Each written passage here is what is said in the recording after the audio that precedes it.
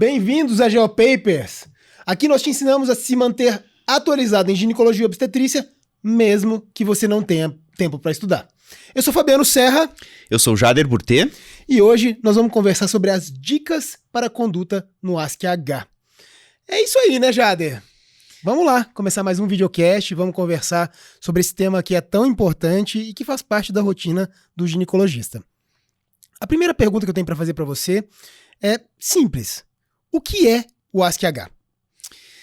O ASC-H, ele é um achado que certamente, né, todo mundo que trabalha em atenção básica, né, não só ginecologista, mas também o pessoal que trabalha na atenção básica de saúde, com certeza já deve ter visto, né, algum resultado de Papa Nicolau com ASC-H. O que significa essa sigla, né? Essa sigla, na verdade, a gente chama de ASC-High, né? Que é quando tem atipias em células escamosas em que a gente não pode descartar a possibilidade de lesão de alto grau, né? Então, assim, o patologista que analisou, ele viu que tem algumas células atípicas ali, e essas células atípicas, elas, assim como pode não ser nada, pode ser que seja uma NIC2 ou uma NIC3, né? Ou às vezes até uma neoplasia invasiva do colo do útero. Então, é um achado que sempre precisa ser investigado.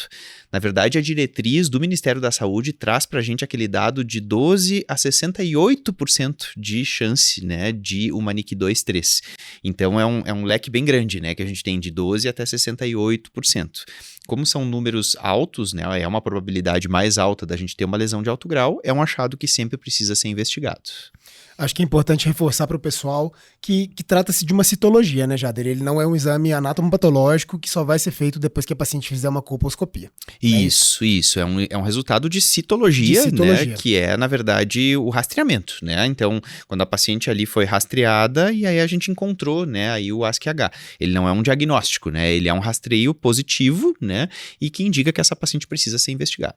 Perfeito. E aí, a gente vai ficar diante de uma paciente que veio com ASC-H. Qual é a conduta na paciente que vem com o diagnóstico de ASC-H? Como o ASC-H ele é um resultado citológico que tem uma probabilidade bem considerável, né, de corresponder a uma neoplasia intraepitelial cervical de alto grau, uma NIC2, 3, a conduta para essa paciente é a gente indicar colposcopia. Então, essa paciente ela tem indicação formal aí de fazer colposcopia, que é aquele exame que a gente vai colocar o ácido acético no colo do útero, né, olhar com a lente de aumento e ver se tem aí algum tipo de alteração, algum tipo de achado, né, que mereça uma investigação ou uma conduta posterior. Então, toda paciente com ASC-H tem necessidade de ter indicação de colposcopia. Tem uma dúvida que às vezes o pessoal tem que é assim, mas e se eu pegar uma paciente muito jovem, que nem está na faixa etária de rastreamento, digamos 18, 20 anos, né, que ainda não estaria na faixa etária para rastreamento e eu acabei rastreando por algum motivo e deu ASC-H. Se deu ASC-H, você vai ter que indicar colposcopia, mesmo sendo uma paciente jovem. A gente não pode simplesmente dizer para a paciente repetir o exame em tanto tempo, como a gente faz no ASCOS, né, ou na lesão de baixo grau. No ASC-H, a gente realmente não pode prescindir da colposcopia. Perfeito. Aí a gente fez a colposcopia na nossa paciente e a gente encontrou achados maiores da colposcopia. O que a gente faz? Então, quando a colposcopia tem achados maiores, é importante a gente falar assim o que seriam, né, esses achados maiores. O que é importante a gente saber, assim? Os achados maiores envolve epitélio aceto branco grosseiro, envolve aquele pontilhado mais grosseiro, aquele mosaico, né, que costuma ser um mosaico grosseiro que a gente consegue ver bem os ladrilhos, né? Aqueles orifícios glandulares com halos espessados. Então, isso tudo são achados maiores. O que significa? Os achados colposcópicos maiores, eles têm uma relação maior com uma lesão de alto grau. Tem mais chance, né, de corresponder a uma NIC2 ou uma NIC3. Então, o que a gente tem que fazer, né? Quando a gente tem esses achados maiores, a gente precisa... Tem duas condutas que podem ser feitas. Ou a gente pode fazer uma biópsia, se a gente for seguir bem a propedêutica da patologia cervical, a gente vai ter uma citologia alterada, aí vai encaminhar para a colposcopia, e se tem esses achados maiores, a gente vai lá, tira um fragmento dessa lesão e manda para exame histopatológico, para a gente ver se realmente é uma NIC2 ou uma NIC3. Mas também o Ministério da Saúde, nessa diretriz, que a última que a gente tem é de 2016, né, coloca que a gente pode ser um pouquinho mais assertivo nessas pacientes e a gente pode recomendar para aquelas pacientes que têm achados maiores e a lesão é totalmente visível na colposcopia, a gente pode indicar o See and Treat, né, que seria o ver e tratar. Que ao invés da gente fazer uma biópsia e esperar o resultado da biópsia para aí depois a gente indicar uma excisão da zona de transformação, a gente já pode encaminhar diretamente essa paciente para a excisão da zona de transformação, né, que pode ser feita com uma alça diatérmica, né, um CAF, né, ou LIP, ou, claro, dependendo do serviço, tem serviços que às vezes acabam fazendo mais cone a frio, cada vez a gente tem feito menos cone a frio, né, e mais o CAF mesmo, né, que tem uma morbidade menor para paciente, mas a gente já pode indicar diretamente o ver e tratar, que aí é um procedimento que você retira toda a lesão, né, faz a remoção da lesão e isso vai para exame histopatológico. E aí o patologista ele vai dizer, olha, realmente era uma NIC 2, uma NIC 3 e saiu com margens livres, né? Uhum. Ou o patologista pode dizer, não era, né, pode ser que tenha sido só uma cervicite, né? Aí fica aquela dúvida, puxa, será que vale a pena a gente fazer... No Brasil, que a gente tem uma demanda muito alta, né, de patologia cervical, especialmente no SUS, né, eu particularmente eu faço ambulatório de patologia cervical no SUS e eu vejo que realmente a gente tem uma fila de espera muito grande de pacientes para excisão de zona de transformação. Então, realmente eu acho que o ver e tratar acaba sendo aí uma forma adequada, né, que a gente desincha um pouco, né, e consegue dar mais... vazão para o sistema, né? E a gente consegue também fazer a condução adequada, né, da paciente. Mas também, não está errado se a pessoa quiser biopsiar. É importante saber isso, né? Que se a pessoa... Não, eu gostaria de fazer a propedêutica, o passo a passo, e eu quero biopsiar, não está errado. Tanto fazer a biópsia, quanto fazer o ver e tratar. Ainda nessa pergunta, só para entender, se é uma paciente jovem com achados maiores, tem alguma modificação, tem alguma diferença?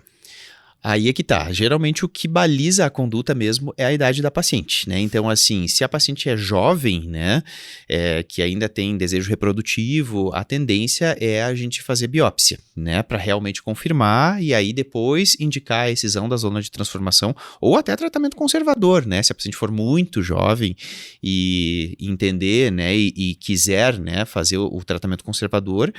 Então, por isso que a gente acaba fazendo mais biópsia em paciente jovem. Agora, a paciente que já tem prole definida, não tem mais intenção de gestar, geralmente se recomenda mais o See and Treat, né, o ver e tratar. Porque o grande problema do procedimento, por menos invasivo que seja, né, às vezes a gente pensa, não, eu vou fazer um CAF bem superficial, porque é uma lesão bem ectocervical. Por menos invasivo que ele seja, ele altera a arquitetura do colo, né? E isso pode acarretar aí uma incompetência istmo-cervical no futuro da paciente. Por isso que nas pacientes mais jovens a gente tende a ser mais conservador e tende a biopsiar mais, né? Já naquelas com prole constituída a gente tende a indicar a excisão já direto. Perfeito, muito bom. E se eu tiver na colposcopia dessa paciente e os achados não forem maiores, forem achados menores, o que eu faço? Boa, essa aí é interessante, né? Porque é aquela coisa, às vezes a gente lê no livro e a gente quer que seja tudo como tá no livro. É isso aí. E não é assim, a vida real não é assim. Às vezes é o caso típico, né? No SUS eu vejo muito isso. Vem lá o resultado, ASCII high, né? Aí eu indico a colposcopia. Faço a colposcopia e eu encontro assim, um epitélio aceto branco super tênue, né? Que é aquela coisa, a um olho menos experiente talvez passasse até batido, né? A pessoa nem visse. Ou às vezes aquele pontilhado que a gente olha, nossa, tá bom, eu vou dizer que tem um pontilhado, mas é um achado menor, né?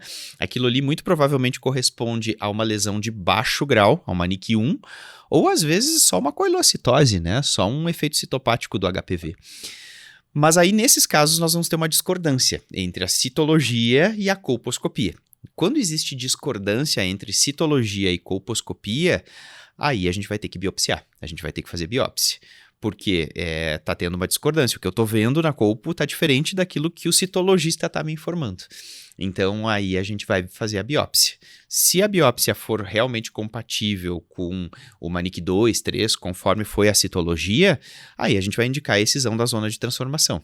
Agora, se for compatível, a histologia for compatível com NIC 1, a gente pode indicar conduta conservadora, né? Que a NIC1 a gente realmente não precisa indicar conduta cirúrgica, né? A gente pode só acompanhar a paciente. Perfeito. Se eu tiver diante... Tô te trazendo só problema, né? Não, mas estamos aqui pra isso, né? Se eu tiver diante de uma paciente em que eu encontro na citologia o ASC-H, vou fazer a colposcopia e na colposcopia eu não visualizo a JEC. O que eu faço? Essa é outra coisa que é bem frequente também no dia a dia, né? Às vezes a gente pega aquela paciente pós-menopausa, né, que deu um ASC-H na citologia, eu indico a colpo e eu olho aquele colo e eu só vejo epitélio ectocervical, não vejo nada de JEC, né? Não consigo ver absolutamente nada de endosservice e não identifico a JEC. Aí a gente vai ter a famosa colposcopia insatisfatória, né? Porque realmente a gente não está visualizando a área de interesse, que é a JEC, né? A gente sabe que as lesões do colo do útero, elas surgem, a quase totalidade das lesões do colo do útero surgem na JEC. Então, se eu não estou enxergando a JEC, eu não estou enxergando a minha região de interesse. Aí, nesses casos, a recomendação do Ministério da Saúde é a gente fazer uma coleta endoscervical. A gente vai pegar aquela escovinha de Cytobrush e vai introduzir ela no colo do útero um pouquinho mais profundamente do que o usual, né? Fazendo movimentos de vai e vem, a gente vai coletar ali uma citologia, né? Somente uma citologia endoscervical. Porque se a gente não está visualizando a JEC, é porque a JEC está lá dentro, né? Não é que a paciente não tenha JEC, toda paciente tem JEC, né? Só que a JEC está escondida, está lá dentro. Então a gente vai fazer uma coleta endocervical ou dá para fazer também curetagem de canal, mas é um procedimento mais invasivo, mais agressivo para o paciente, então o melhor é fazer a coleta endo mesmo, né? Que é quando a gente entra com a escovinha, com o Cytobrush e a gente faz uma amostragem citológica daquilo que está lá dentro. E aí a gente vai mandar para o patologista, né? Para ele nos dizer o que ele está enxergando ali. Tá, vou te trazer outro problema então. Diante de uma paciente que tem um ASC-H, a gente faz a colposcopia. A colposcopia é satisfatória, eu vejo a JEC. E ela aparentemente é normal, não tem achados menores, não tem achados maiores, é completamente normal. O que eu faço diante dessa discordância? Aí a gente vai ter aquele cenário que o patologista me disse que tinha um ASC-High, que é um achado que eu tenho que investigar, e eu faço a colposcopia e tá ali, tá aquele colo bonito, né? Que a gente olha, exatamente a gente consegue enxergar ali toda a JEC, a junção escamocolunar, eu vejo epitélio escamoso, vejo epitélio glandular e vejo que não tem nada ali, né? Faço a prova de Schiller depois, vejo que cora tudo, né? É um Schiller negativo. Bom, aí realmente assim, não tem o que biopsiar, né? Realmente a gente não tem nada para biopsiar e eu não posso dizer que a minha colpo é insatisfatória, porque se eu vi toda a JEC, ela é satisfatória. Então eu vou ter uma colpo absolutamente normal. Nesses casos, aí a gente vai pensar que houve aí um provável falso positivo da citologia, né? Ou, eventualmente, pode acontecer de ter uma lesão que eu não estou vendo. Nesses casos, a gente pode ficar tranquilo e não fazer nada, não fazer biópsia, nem procedimento para fazer a excisão da zona de transformação. Mas essa paciente não pode voltar conforme a rotina. Essa paciente tem que voltar em 6 meses, né? Então eu vou tranquilizar ela que realmente eu não estou vendo nada na colposcopia, mas como deu esse ASC-High, nós vamos repetir novamente a citologia em 6 meses.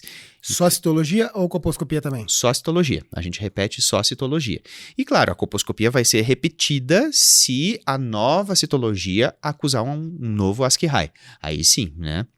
Aí realmente a gente vai ter aí 2 exames mostrando ASC-High, a gente vai ter que repetir essa colposcopia, né? E muito provavelmente, se de novo a colposcopia estiver normal, vai se acabar indicando a excisão da zona de transformação, porque aí eu tenho 2 exames, né?